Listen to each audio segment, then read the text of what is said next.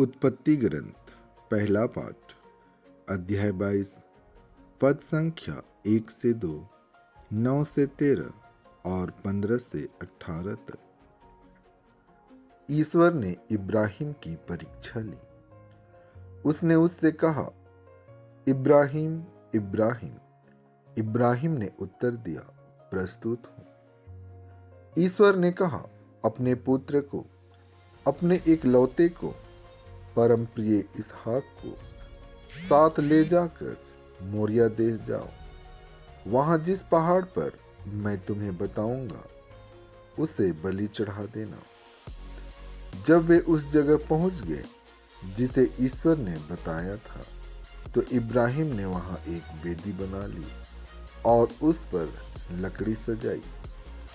तब इब्राहिम ने अपने पुत्र को बलि चढ़ाने के लिए हाथ बढ़ाकर छुरा उठा लिया, किंतु प्रभु का दूत स्वर्ग से उसे पुकार कर बोला, इब्राहिम इब्राहिम।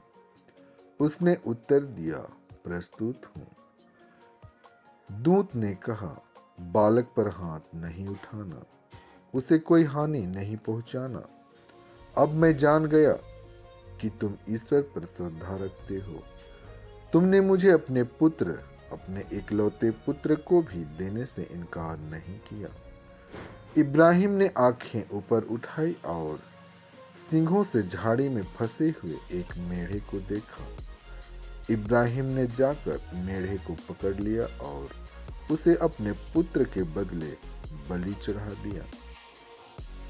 ईश्वर का दूत इब्राहिम को दूसरी बार पुकार कर बोला, यह प्रभु की वाणी है, मैं शपथ खाकर कहता हूं, तुमने यह काम किया। तुमने मुझे अपने पुत्र, अपने इकलौते पुत्र को भी देने से इनकार नहीं किया। इसलिए मैं तुम पर आशीष बरसाता रहूंगा।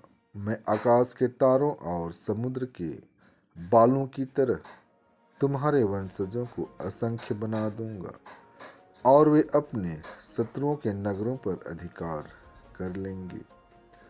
तुमने मेरी आज्ञा का पालन किया है, इसलिए तुम्हारे वंश के द्वारा पृथ्वी के सभी राष्ट्रों का कल्याण होगा।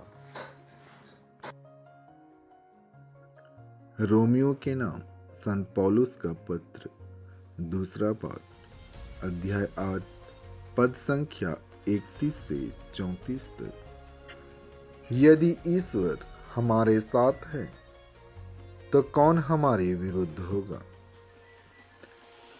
उसने अपने निजी पुत्र को भी नहीं बचाया, उसने हम सबों के लिए उसे समर्पित कर दिया, तो इतना देने के बाद क्या वह हमें सब कुछ नहीं देगा। जिन्हें ईश्वर ने चुना है उन पर कौन अभियोग लगा सकेगा।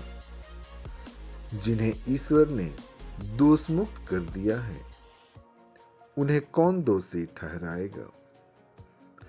क्या ईसा मसीह ऐसा करेंगे। वह तो मर गए, बल्कि जी उठे और ईश्वर के दाहिने विराजमान होकर हमारे लिए प्रार्थना करते रहते हैं।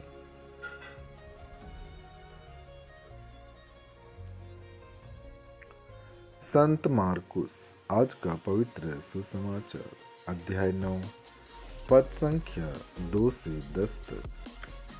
6 दिन बाद ईसा ने पेतरुस, याकूब और योहन को अपने साथ ले लिया और वह उन्हें एक ऊंचे पहाड़ पर एकांत में ले चले।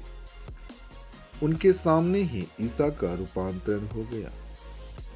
उनके वस्त्र ऐसे चमकीले और उजले हो गए कि दुनिया का कोई भी धोबी उन्हें उतना उजला नहीं कर सकता। शिष्यों को एलियस और मूसा दिखाई दिए। वे ईसा के साथ बातचीत कर रहे थे। उस समय पेतरुस ने ईसा से कहा, गुरुवर, यहाँ होना हमारे लिए कितना अच्छा है। हम 3 तंबू खड़े कर दें, एक आपके लिए, एक मूसा और एक एलियस के लिए। उसकी समझ में नहीं आ रहा था कि वह क्या कहें, क्योंकि वे सब बहुत डर गए थे। तब एक बादल आकर उन पर छा गया और उस बादल में से यह वाणी सुनाई दी, यह मेरा प्रिय पुत्र है, इसकी सुनो।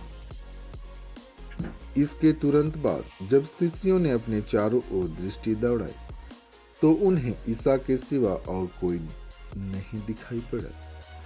ईसा ने पहाड़ से उतरते समय उन्हें आदेश दिया कि जब तक मानव पुत्र मृतकों में से न जी उठे तब तक तुम लोगों ने जो देखा है उसकी चर्चा किसी से नहीं करोगे। उन्होंने ईसा की यह बात मान ली। तुरंत वे आपस में विचार विमर्श करते थे कि मृतकों में से जी उठने का अर्थ क्या हो सकता है। आमीन।